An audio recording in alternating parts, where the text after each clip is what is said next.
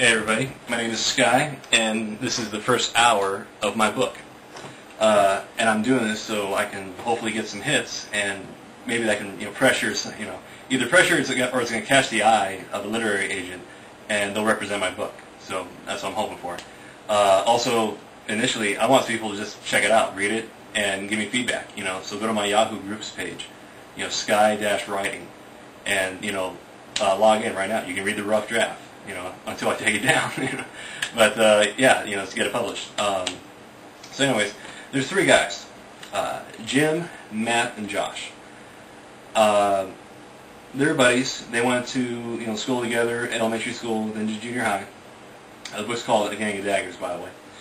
And they're just kind of these misfits. They live close by each other, and they're into video games. But they also they're nerds. And they get picked on. And the setting is like Redding, California, but really it's like anywhere.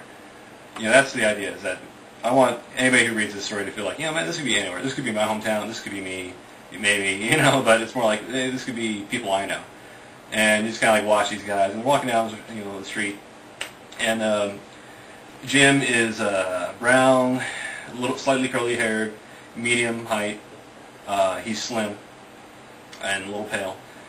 And there's Matt, who is a little bit bigger than Jim or Josh, and I'm sorry about the names, by the way, but he's a little bit bigger and he's huskier. He's a little chubby, but he slouches. He's got low self-esteem kind of guy. Good guy, but just he's like, come on, man, join football. But anyways, and then there's Josh, who's real pale, real slim, real skinny. He's got black hair, it's straight, and it's a little bit longer. So. And really the idea is that, I try to describe and yet be as bare in my description as possible. So that way you can, you as a reader, you can attach your own ideas of what this guy looks like, hopefully. But it's like I'm trying to express the mood, but I'm trying to do that either objectively or subjectively, but I think really it's like objectively, but using devices that you see in film. So that's kind of what I want. When you read my stories, I want you to feel like, okay, and after all, it becomes a movie in your mind. Because that's the way I create my stories, is as a movie in my mind and express it. So anyways, get back to the story. Gang of Daggers, written by me, Sky. Anyways, so they get picked on, and Jim gets picked on walking home from school. And he's like, man, what the hell, man? Why you gotta do this? And so what are they gonna do? Well, it's like, okay, man, just don't worry about it, all right? Just let it go. Just, if you give him attention, he's going to just bug you more. He's going to bully you more. Like, that's a screwed up system, man. That's just wrong. And it's like, yeah, because what are you going to do? So, like, well, what are we going to do tonight? Like, well, man, I got stuff to do. And hey, how's that book you're reading, man?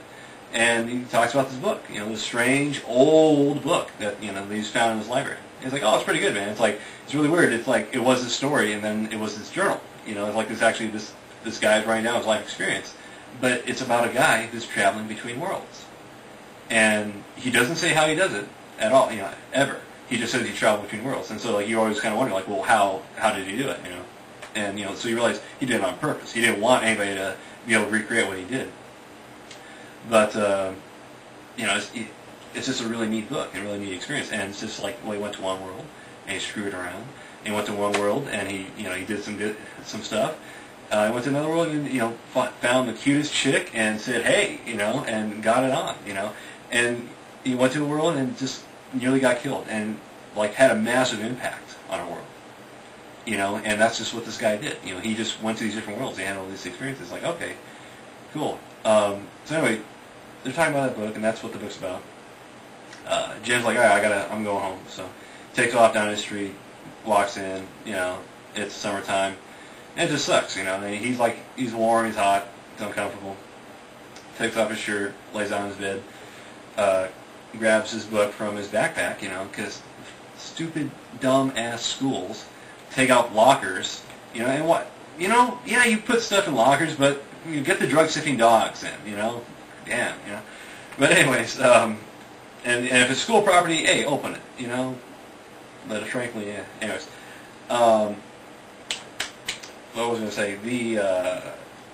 He goes, he's reading this book. He pulled out his backpack. And, you just kind of look around his room, and, it's like, well, he's got a calendar, and it says, you know, to hell with, year-long school. To hell with it, man. You know, and the reason why I wrote to hell is because that's the only curse word his parents would allow him to say, kind of thing. But, and he was like, oh man, but he's got this book, it's a pretty good book, because like, hey, when you get picked on, you don't have too many friends, other than you got two buddies, but really you only see each other occasionally. And what else you got? Well, you got video games, you got a book, so you read books. And the thing is, in my opinion, reading books makes people smarter, because it really does. It increases your attention, it increases your ability to think and understand logically, especially. It kind of teaches you to socialize, how to interact with other people, and how to like just understand what other people are saying to each other. It's just, it makes you smarter, and it just makes you just a better person all around. I told my wrestler buddy Mike, Mike Knox on ECW Tuesday nights, Sci Fi channel, that man, read stuff. Even if it's just magazines, but try not magazines, but like just read the newspaper. Just try to read stuff. Read as much as you can, as often as you can. It doesn't matter what it is. Just be able to, as long as it's considered reading, read stuff. And because really that's what it is. That's what I learned. That's what I picked up from college, by the way. So to me, college is just, it was a cool place to hang around with some cool people and just learn some cool stuff. So I did learn stuff, but otherwise it's like, man, I'm paying all this money, and what am I getting out of this? It's like, these are just cool people, who are, cool, intelligent people who get together and they do stuff.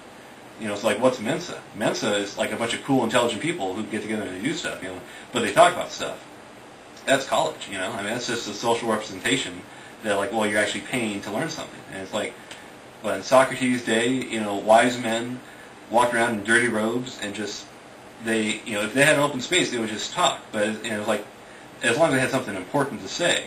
And that's kind of like part of the democracy, is that if you are allowed to speak, you're actually, you're allowed to speak because you have a vote, and so therefore you have to, allow a vote. So that's why you have to allow, or that's the key point of a democracy, that you have to allow a vote, and to have a vote you have to have free expression about that vote. So you have to be able to express, but sorry about that. Back to my story. See, I like to, I know a lot of kids are going to be reading, watching this, and, in high school. So I'm trying to give you guys some stuff, but teach you guys, learn you some stuff, because apparently you don't teach civics. Anyways, back to my story. So Jim's reading the story, big old book, old, grandfather, book, and flips a page, and there's a paper there. And he's like, wow, dude, what up, There's like a piece of paper, a little square, it fills the page, it was like just hidden there, it's kind of stuck to the page, whatever, but it's like, wow, it looks like in mint condition, too, like just, and a nice little kind of charcoal, but like really fine charcoal, really well done drawing. And it looks like a map in a way, because there's like, you can see sort of shapes that like resemble geometric shapes. It's like, you can understand that there's a, this must be water, this is a clear space, this is, sort of like, a forest kind of stuff, that sort of stuff. Like, all right, yeah. And there's a little symbol, a little circular symbol in the middle of it. And he's like, all right, wow, what's this about? And he gets this weird idea. So he sets down the book, takes paper, puts it against, he goes to his desk, and he's got boxes of video games, so he just tilts one down, and he rests the paper against it. He touches his hands to it, and he says, Abu Badi Karunda. And he's like transported from his bedroom into a dark cave. Like we're right towards the entrance, so you can see the light.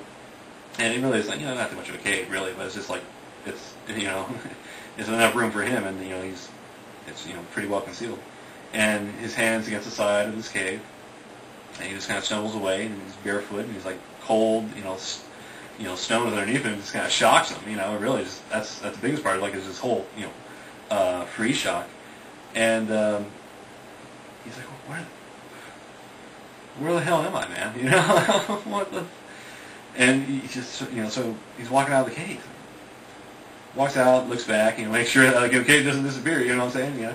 He just walks, and he just kind of walks down, between some trees and some bushes, and, it's a forest, it's like a lush, forest. And just walks in there, and he sees, or he hears something.